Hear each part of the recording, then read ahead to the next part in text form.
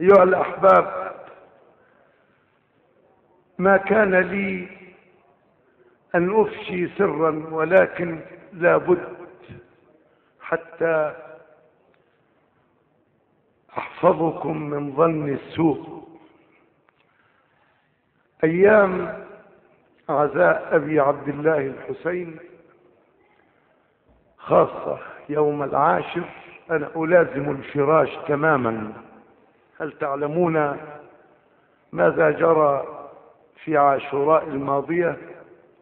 الجهاز العصبي تلف كاملا.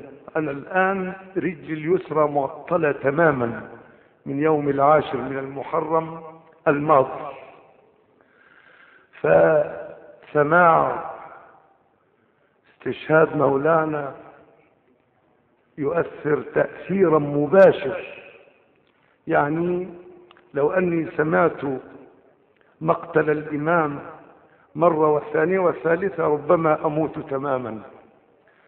فحبيت أن أوضح أني منذ كم يوم إخوة قالوا استمع عزاء الإمام الحسين، قلت لا أستطيع، لا أقدر. إن أردتم أن تنتفعوا بي فلا أقدر، وإلا فإني ألازم الفراش تماما، ويحدث لي أشياء غريبة وكفى. هذا ما أحببت أن أوضحه لكم.